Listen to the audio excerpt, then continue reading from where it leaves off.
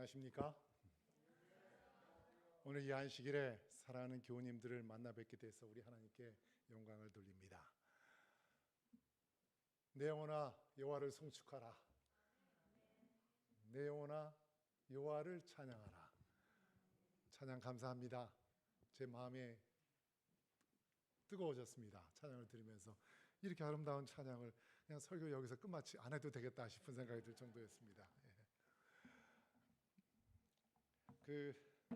제가 호주 시드니에 있는 우리 한인교회를 한 번쯤은 와봤으면 좋겠다 생각을 한 게 25년 전이었습니다. 미주 한인교회가 그 당시에 25년 전에 한 110개 있었거든요. 그때 한인교회를 다 협회장으로서 일을 하면서 거의 한인교회를 다 방문하면서 한 번쯤은 시드니에, 그 당시에 저희 친구들도 이쪽에 있었고요. 그래서 방문했으면 좋겠다 생각을 했는데 기회가 되지 않았습니다. 근데 마침 이번에 기회가 돼서 여기 오게 되어서 우리 목사님께 내가 이번 주 안식일에 교회 예배를 참석할 것이다라고, 보통 제가 안식일 아침에 얘기 드리거든요. 예? 그런데 혹시나 또 연말이라서 어디 또 딴 데 무슨 피크닉 예배를 나갔을 수도 있겠다 싶어서 확인하려고 했는데 우리 목사님께서 저에게 말씀을 나눴으면 좋겠다 생각해서 말씀하셔서 제가 이렇게 여러분 앞에 섰습니다. 저도 여러분들처럼 원하지 않게 이민자가 되었습니다. 미국에 처음으로 간 게 1986년이었습니다. 그리고 잠깐 돌아와서 군 생활을 하고, 그러니까 사실상 미국에서 그러니까 한국 외에 이민자로서 산 시간이 한국에서 산 시간보다 이제 훨씬 더 길어졌습니다. 생각할 수 없을 정도로 그게 길어졌고, 가끔 서울을 나가서 교회 가거나 이렇게 얘기를 해보면 깜짝깜짝 놀랄 때가 있습니다. 내가 이렇게 많이 바뀌었구나, 내가 생각이 이렇게 많이 바뀌었구나 싶습니다. 우리 아마 여기 계신 분들도 이민자로서 살아가시면서 느끼는 점이 많으실 것입니다. 저는 공부를 하면서 이민자들이 겪는 다 모르는 아니지만 상당 부분을 같이 겪어봤습니다. 제가 스스로 돈을 벌어서 공부를 했기 때문에 아주 힘들 때는 한 번에 잡이 3개가 있었습니다.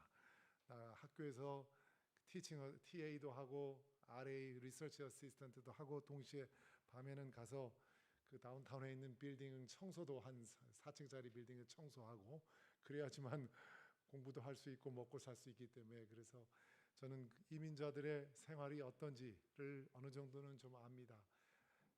지난 15년, 20년 동안은 이제 미국인 교회에서 살아가면서 그분들과 함께 시간을 많이 보내면서, 거의 대부분 비한국인들과 시간을 많이 보내면서 다른 삶을, 우리하고 생각이 많이 다르고 다르게 살아가는 사람들의 삶을, 라이프 스타일이 다른 사람들을 바라보면서 배우기도 하고, 또한 이렇게 다르구나, 참 하나님의 가족 안에는, 패밀리 오브 갓, 하나님 가족 안에 이렇게 다양하구나 하는 생각을 자주 하곤 했습니다.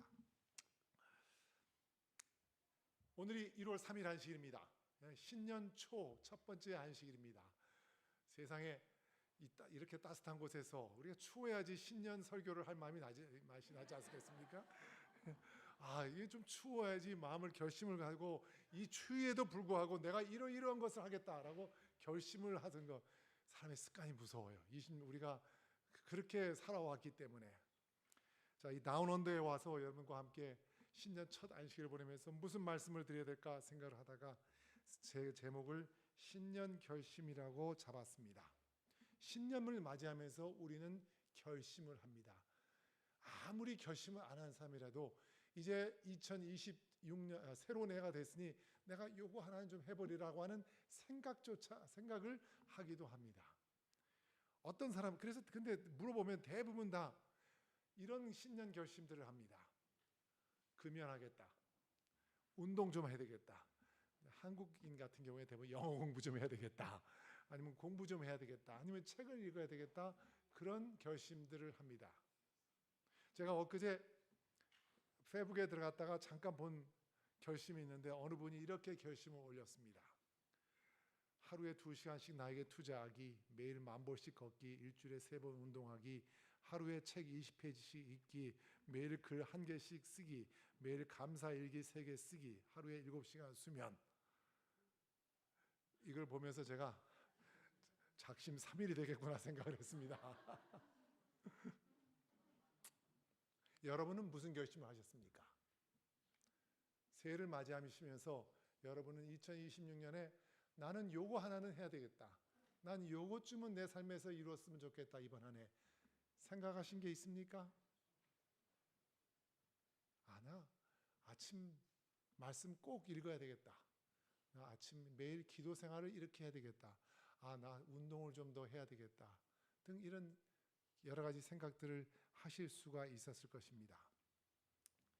그런데 신년 결심을 함에 있어서 어떤 결심을 하든지 여러분들이 하셨던 신년 결심 어떤 것을 하시든지 간에 다시 한번 새해를 맞이해서 이 시간에 해야 될 결심 하나가 있습니다. 저는 그 결심을 여러분들과 함께 같이 나누고자 합니다. 이것은 제 결심이고 여러분들의 결심이 되기를 바라서 드리는 말씀입니다. 구약 성경의 마지막 책은 무엇입니까? 역대기입니다. 아니죠? 말라기죠. 그렇죠? 그것은 성경에 나와 있는 순서대로의 말라기고 마지막에 기록된 책은 역대기입니다. 영어로 크로니클스입니다. 뭡니까? 역사서예요. 역사서입니다. 사람들이 대부분 다 기원전 6세기, 5세기쯤에서 이 책이 기록되었을 것이라고 생각을 합니다. 정사예요. 야사가 아니라 정사. 그러니까 왕의 궁전에서 왕가가 제대로 된 사관을 두고 쓴 역사인 것입니다. 그런데 재미있는 것은 열왕기가 서가 있습니다. 열왕기 상하가 있습니다. 역대기 상하가 있습니다. 열왕기 사무엘서가 있습니다. 이 역대기에 나와 있는 얘기들과 열왕기와 사무엘서에 나와 있는 얘기들이 비슷비슷합니다. 대부분 다 같은. 그러나 열왕기는 왕들을 중심으로 쓴 얘기고 사무엘상하는 사무엘 시절에 있는 얘기들을 썼던 건데 역대기는 이제 왕의 궁정에서 정식 사관들이 쓴 기록입니다. 그래서 그들은 이제 가나안 땅에 우리가 정착을 했기 때문에 여기서의 역사에 더 포커스를 맞춥니다.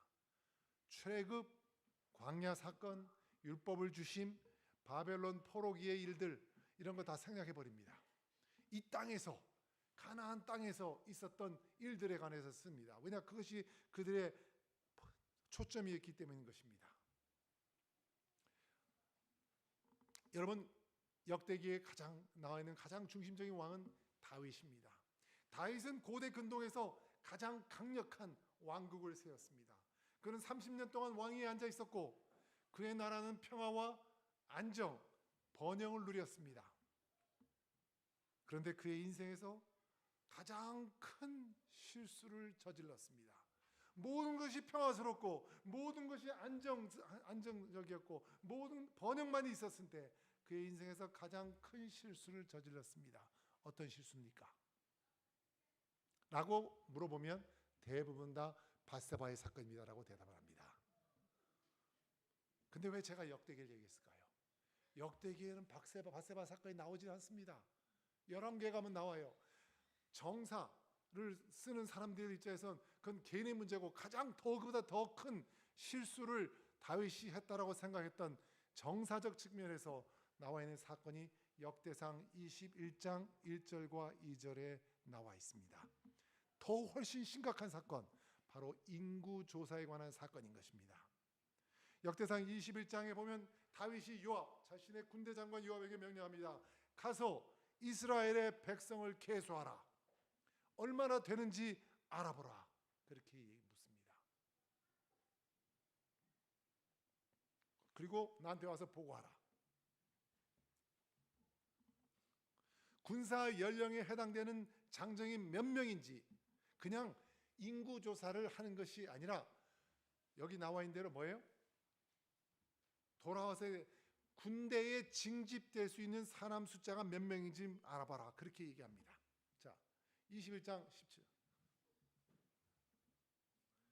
그자 다윗은 자신의 군대의 규모가 얼마나 큰지를 알고 싶었던 것입니다. 자신이 얼마나 강한 왕국을 가지고 있는지를 알고 싶었던 것입니다.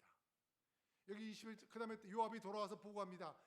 이스라엘의 110만, 유다의 47만, 총 150만의 사람이 있습니다. 군대에 징집될 수 있는 연령의 사람들이 있습니다라고 얘기를 해요. 여러분, 인구 조사에는 아무런 문제가 없습니다. 왜냐하면 출애굽 후에 하나님께서 모세에게 첫 번째 하라고 했던 것이 뭔지 아십니까? 각 족속마다 몇 명의 사람이 있는지 세라 그랬겠어요. 그래서 민수기, 한국말로 하면 민수기가 뭐예요? 영어로는 넘버스입니다. 숫자를 세는 거예요. 넘버스 1장에 가보면, 민수기 1장에 가보면 각 족속마다 인구 조사를 해서 각 족속마다, 그리고 그 족속의 그 각 개마다 몇 명인지 다 나와 있습니다. 인구 조사에는 아무런 문제가 없어요. 문제는 그 동기였습니다. 문제는 동기였어요.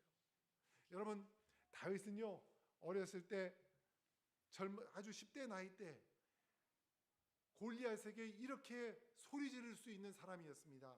너는 칼과 창과 단창으로 내게 나오거니와 나는 만군의 여호와의 이름으로 곧 내가 모욕하는 이스라엘 군대의 하나님의 이름으로 내게 나가노라. 그렇게 담대하게 얘기할 수 있는 사람이었습니다. 젊은 시절에 다윗은 이렇게 고백을 했어요. 전쟁은 여호와께 속한 것인즉 그가 너희를 우리 손에 넘기리라. 오늘 여호와께서 너를 내 손에 넘기리라. 그렇게 얘기했던 것이에요. 시편 20장 7절에 가보면 그는 어떤 사람은 병거, chariot, 어떤 사람은 말을, 군대용 말입니다. 말을 의지하나 우리는 여호와 우리 하나님의 이름을 자랑하리로다. 그들은 비틀거리거나 엎드러지나 우리는 일어나 바로 서리라. 이게 다윗의 10대 때 고백이었고 20대 30대 때 그 신앙 고백이었어요. 그런 다윗이 이제는 달라졌습니다. 보이지 않는 하나님의 능력보다 눈에 보이는 군대의 수를 신뢰하기 시작을 했습니다. 셀 수 있는, 볼 수 있는, 그리고 자기가 명령할 수 있는 그런 인적 자원을 믿기 시작을 했어요. 하나님의 보이지 않는 임재를 신뢰하기보다 자신이 셀 수 있고 만질 수 있고 명령을 내릴 수 있는 통계 숫자를 믿기 시작을 했어요. 그래서 이런 요압에게 군대 장관에 가서 징집할 수 있는 사람 숫자를 세워오라고 얘기를 하는 것입니다. 요압이 얘기합니다. 요압이 여호와께서 그 백성을 지금보다 100배나 더하기를 원하나이다. 내 주 왕이여 다윗 왕이여 이 백성이 다 당신의 종이 아니니까 내 주께서 어찌하여 이 일을 명하시나이까? 어찌하여 이스라엘로 죄가 있게 하시나이까? 여러분, 군대 장관 요압은요 아시다시피 윤리적으로 도덕적으로 깨끗한 사람이 아니에요. 다윗 왕의 정권을, 다윗 왕의 통치를 위해서, 그리고 자신의 권력 유지를 위해서 온갖 더러운 일들을 하던 사람이에요. 그런데 그런 그 요압의 눈에도 이것은 잘못된 거였어요. 크게 잘못된 거였어요. 내 주 왕이요 이 백성이 다 당신의 종이 아니니까 내 주께서 어찌하여 이 일로 명하시나이까? 어찌하여 이스라엘로 죄가 있게 하시나이까? 요압의 눈에도 이것은 잘못되었어요. 그러나 항상 2인자의 말보다는 1인자가 말이, 왕의 말이 더 우선이었습니다. 그래서 결국은 나가서 인구 조사를 하였던 것입니다. 하나님께서 진노하셨을 때 21장 7절에 보면 하나님께서 진노하셨다고 나와요. 그리고 성경에서는 자세하게 안 나오는데 하나님께서 이스라엘을 치셨다 그렇게 나왔어요. 어떻게 치는지 첫 번째 안 나와요. 치셨다 그렇게 나왔습니다. 그때 다윗은 얘기합니다. 내가 회개합니다. 내가 회개합니다. 다윗은 첫 번째로 내가 크게 범죄하였나이다 라고 하나님께 얘기해요. 그때 하나님께서 뭐라고 얘기하시냐면 세 가지 중 하나를 선택하라고 얘기하십니다. 세 가지 중 하나. 그래, 네가 잘못했어. 네가 잘못했는데 네가 나한테 하나님 내가 잘못했으니까 네가 나한테 잘못했다고 하니까 내가 너를 용서해 주겠어. 그렇지만 네가 나의 힘을 모욕했어. 너는 너의 백성 앞에서 나에게 치욕을 가져다 줬어. 고로 이 세 가지 옵션을 너한테 줄 텐데 이 세 가지 옵션 중에 하나를 선택해. 그렇게 얘기합니다. 여러분, 성경 어디를 찾아봐도 잘못을 저지른 사람이, 범죄를 저지른 사람이 어떤 형벌을, 어떤 벌을 받아야 될지 스스로 선택권을 주어진 것이 요 사건 딱 하나예요. 하나님께서 다윗에게 세 가지 옵션을 주십니다. 어떤 옵션이에요? 첫 번째 어떤 옵션입니까? 21장 11절에 뭐라고 나옵니까? 여호와의 말씀이 너는 마음대로 택하라. 혹 3년 기근일지, 혹 제가 이거 아침에 쓰면서 잘못했어요.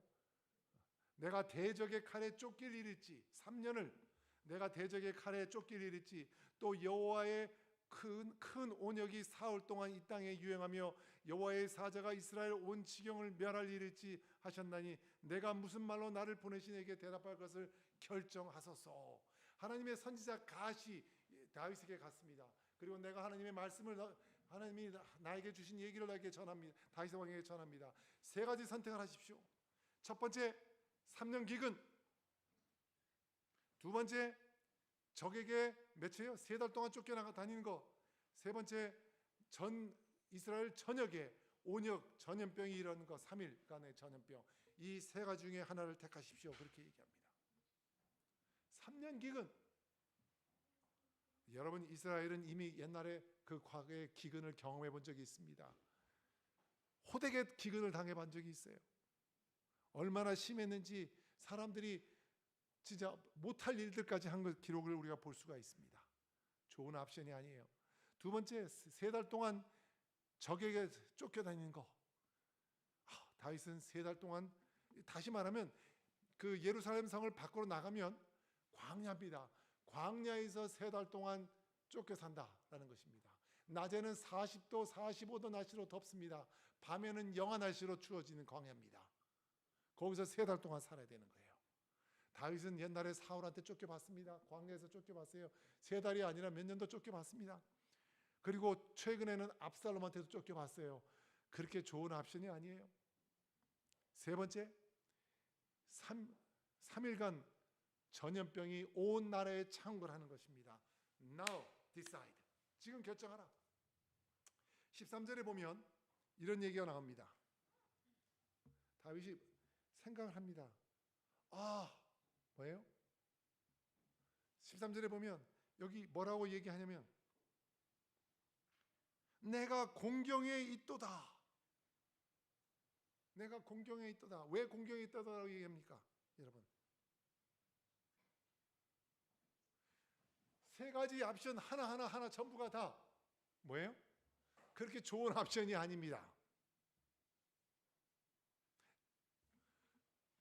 기근, 3년 동안 기근 고생스럽습니다. 왕으로서 3달 동안 쫓겨다니는 거 고생스럽습니다. 3달 3일 동안 온 전염병이 있는 거 고생스럽습니다. 내가 공경에 빠졌도다. 내가 공경에 빠졌도다. 그러면서 다윗이 뭐라고 얘기냐면요, 여호와께서는 긍휼이 심히 크시니 내가 그의 손에 빠지고 사람의 손에 빠지지 않기를 원하나이다. 그렇게 얘기했어요. 근데 이 성경절을 그대로 읽으면 다윗이 참 이 와중에도 믿음이 있는 사람이구나 생각하시기 쉽습니다. 근데 생각해 보세요. 다윗은 뛰어난 사람이에요. 머리가 뛰어난 사람입니다. 다윗은 금방 머리를 돌렸습니다. 이 세 가지 옵션 다 그렇게 좋은 게 옵션이 아니야. 그러면서 뭐라고 얘기냐면 여기요 13절에 하나님이 택하십시오. 그렇게 얘기해요. 난 못 택하겠어요. 하나님이 택하십시오. 그렇게 얘기합니다. 자, 한번 제가 여러분들이 질문해 볼게요. 옵션 넘버 1 뭐예요? 첫 번째 옵션 3년의 기근. 둘째 3달 동안 옵션 넘버 2 도망 다니는 거. 세 번째 3일의 기근. 첫 번째, 두 번째, 세 번째. 자, 생각을 해보세요. 첫 번째 옵션과 세 번째 옵션 먼저 보십시다. 첫 번째 옵션을 다윗이 택했다면, 3년 동안의 기근을 다윗이 택했다면 누가 가장 고생합니까? 예? 백성들입니다. 다윗이 인구조사를 하겠다고 내린 결정과 아무 상관이 없는 무지한 백성들이 걔를 고생합니다. 3년을 지나도 왕가는 먹을 게 남아 있습니다. 다윗은 굶어 죽지 않아요. 세 번째 옵션, 3일 동안의 전염병. 세 번째 옵션 택하겠습니다. 그랬을 때 누가 가장 고생을 겪습니까? 백성들. 왜요? 다윗을 죽인다는 얘기는 안 나옵니다. 다윗의 왕가의 가족들 중에, 친척들 중에 좀 죽을 사람도 있을지 모르지만 다윗이 죽진 않습니다, 여러분. 근데 다윗이 두 번째 옵션, 3달 동안 적에 의해서 쫓겨다니는 이 옵션, 이것을 택하면 누가 가장 큰 고생을 겪습니까? 다윗이에요. 겪어봤기 때문에. 광야가 얼마나 추운지, 영하 날씨에 추운지, 낮에 얼마나 더운지, 물이 없는지 다 아시지 않습니까? 그 사이 21장 13절, 다윗이 가세게 이르되 내가 공경에 있도다. 여호와께서는 긍휼이 심히 크시니 내가 그의 손에 빠지고 사람의 손에 빠지지 않기를 원하나이다. 다시 말하면 하나님이 택하게, 나는 못하겠어요. 내가 솔직히 지금 좀 전에 하나님 나 잘못했습니다 얘기했는데, 이 옵션 넘버 1, 옵션 넘버 2, 옵션 넘버 3 이걸 볼 때는 내가 제일 고생을 해야 될 옵션 넘버 2를 내가 택해야 되는데 나 차마 그거 못 택하겠습니다. 그 얘기예요. 지금요. 머리를 굴려가요. 다윗은 자신의 영성에 있어서 가장 밑바닥 시절이었어요. 이때가 가장 밑바닥이었어요. 나는 늙은 사람이야. 난 노인이야. 나 옛날에 다 적에 의해서 쫓겨다녀봤어. 늙은 노인으로서 나 다시 광야에 내몰리고 싶지 않아. 근데 내가 좀 전에 하나님한테 내가 잘못했습니다 용서해달라고 얘기했는데 차마 내가 옵션 넘버 2는 택하지 못하겠어요. 하나님께서 택하시게. 여러분, 다윗은 하나님 나 잘못했습니다 라고 얘기할 때도 그런 와중에서도, 자신이 잘못했다는 것을 아는 그 와중에서도 하나님을 갖다가 매니플레이트, 하나님을 조작하려고 하는 그런 시도를 여기서 하는 거예요. 아니면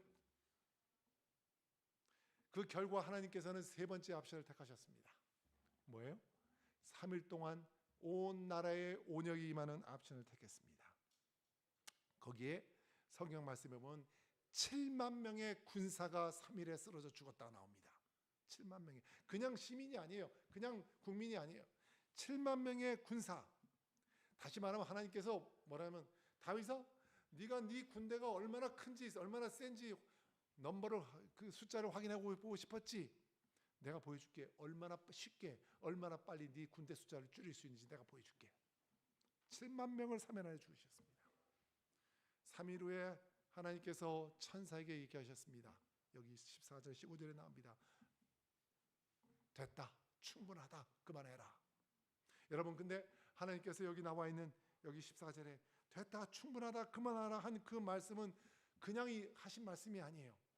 여기 16절에 보면 다윗이 7만 명이 죽어나가는 걸 보면서 다윗은 여기 16절에 어떻게 했냐는지 아십니까? 다윗이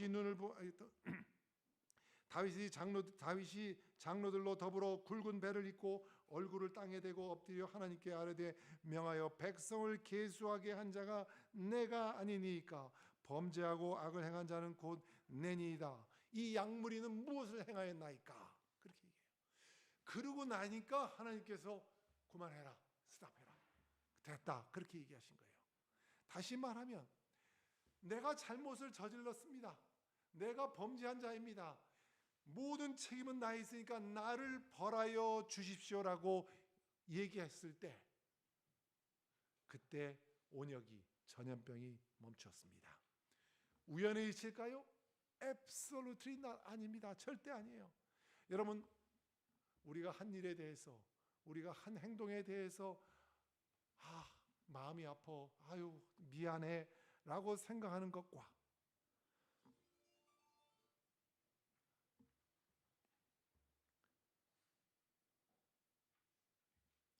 책임을 통감하고 그 책임을 지는 것과는 전혀 다른 문제인 것입니다. 우리가 미안하고 마음이 아프다고 느낄 수가 있어요. 그러나 내가 한 행동과 내가 한 일에 대해서 책임을 지는 일은 또 다른 문제인 것입니다. 다윗이 내가 총 책임을 지겠습니다. 그럴 때 하나님의 자비가 다윗에게 임하였고 그때 온역이 전염병이 멈췄던 것입니다.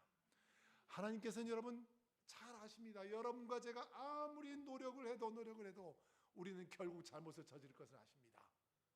우리는 범죄할 것을 아십니다. 우리는 무너질 것을 아십니다. 근데 우리가 무너질 때, 우리가 잘못을 저지를 때 하나님께 나아가 하나님 고백하면, 하나님 내가 잘못을 저질렀습니다.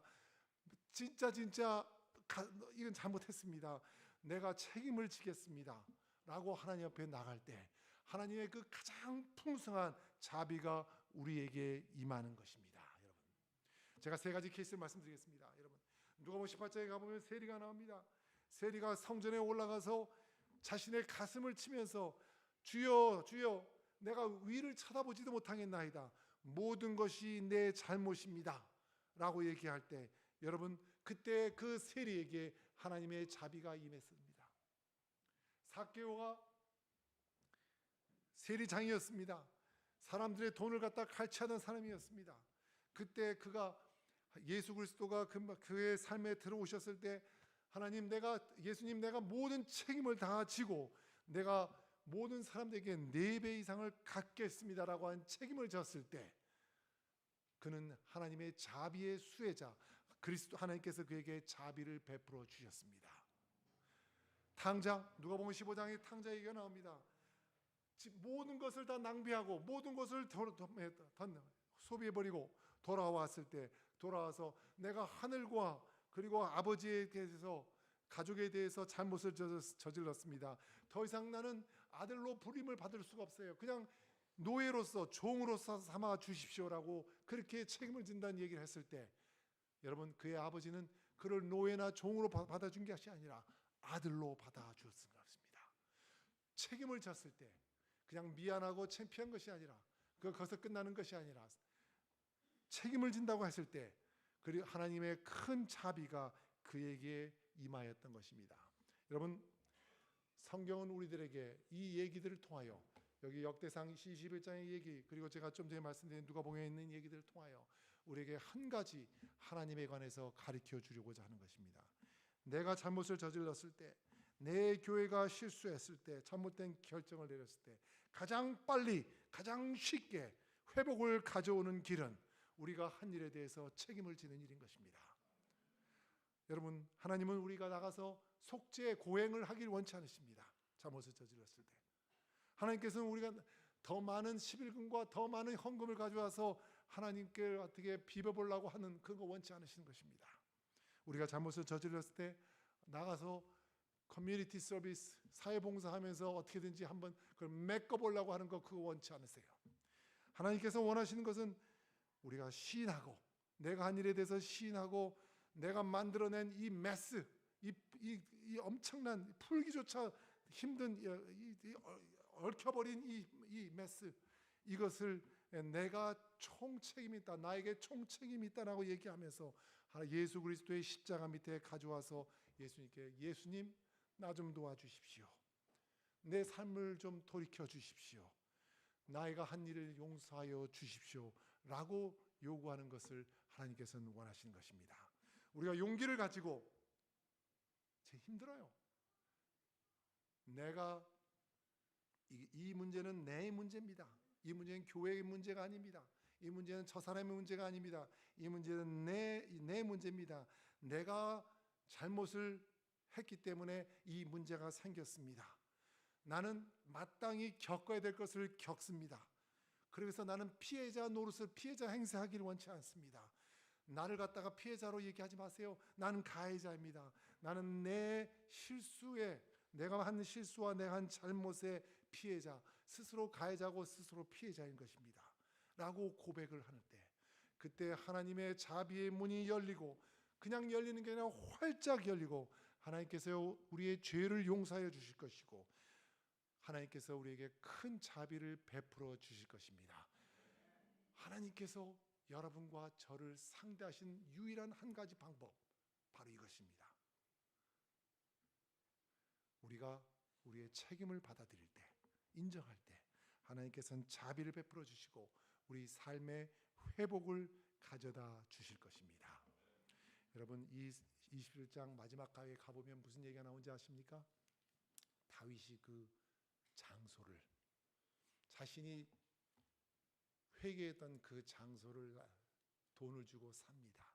그리고 그 장소가 나중에 어떤 장소가 된지 아십니까? 거기에 성전이 나중에 지어집니다. 다시 말하자면 성경이 주는 메시지는 내가 잘못을 한 자리, 그러나 그것이 하나님 앞에 내가 책임을 지겠습니다. 내가 용서를 구하는 그 자리, 그리고 용서함을 받은 자리, 그것이 바로 자비의 자리, 그리고 하나님의 은혜의 자리가 된다는 것입니다. 여러분, 신년을 시작합니다. 앞으로 365일 3일 동안 무슨 일이 생길지 아무도 모릅니다. 여러분, 그리고 내 입에서 무슨 얘기가 나갈지, 내가 무슨 행동을 할지 아무도 모릅니다. 여러분도 몰라요. 저도 모르고 아무도 모릅니다. 인간은 예측할 수도 있지만 예측할 수도 없는 존재이기 때문에 그렇습니다. 내 삶에 무슨 일이 생길지 잘 모릅니다. 많은 결심을 하셨겠지만 이 결심 하나 꼭 기억하시면서 이 한 해를 보내셨으면 합니다. 내 삶에 무슨 일이 생기든지 간에 내가 잘못한 일에 대해서, 내가 한 일에 대해서 나는 하나님께 용서를 구할 것이고, 그 용서를 하나님의 자비를 받을 것이고, 하나님의 그리스도의 십자가 앞에 내려놓고 회복을 겪을 것이다, 회복함을 받을 것이다라고 하는 그런 결심을 하시면서 이번 한 해를 살아가실 때 여러분의 삶에 큰 축복이 임하게 되실 것입니다. 이 교회의 삶이 행복하고 아름다워진 삶이 될 것입니다. 저는 이민교회를 잘 압니다. 제가 호주 이민교회를 잘 모르지만 미국에 있는 이민교회는 잘 압니다. 미국에 있는 이민교회이기 때문에 생길 수 있는 여러 가지 일들이 있습니다. 그 일들 중에 많은 부분들은 우리가 이런 태도를 취할 때, 하나님, 내가 이런 어려움 속에 있는 것은, 내 교회가 이런 어려움 속에 있는 것은 내가 잘못했기 때문에, 우리 교회 모두가 잘못했기 때문에 이런 어려움 속에 있습니다. 하나님, 우리가 책임을 지겠습니다. 그리고 이 회복을 가져오기 위해서 주님 앞에 내려놓고 주님 앞에 용서를 구합니다 라고 했을 때 그 문제의 3분의 2 이상은 해결될 수 있는 것을 저는 여러 번 봤습니다. 여러분이 어떤 삶을 사시든지 간에 이거 하나 기억하시고 이번 2026년 시작하시기 바랍니다. 무슨 일이 있든지 간에 하나님 앞에 내려놓고, 그리스도의 십자가 앞에 내려놓고, 이것은 내가 잘못한 일입니다. 내가 범죄한 일입니다. 주님, 나를 용서하여 주십시오. 나의 교회를 용서하여 주십시오. 그럴 때 주님께서 자비의 문을 활짝 여시고 여러분과 저의 삶에 엄청난, 생상할 수 없는 그런 자비를 베풀어 주실 것입니다. 그런 자비의 수혜자, 그런 하나님의 자비의 강 속에서 헤엄치고 하나님의 은혜의 강 속에서 익사담에서 살아가는 한 해가 되시기를 간절히 바라겠습니다. 감사합니다.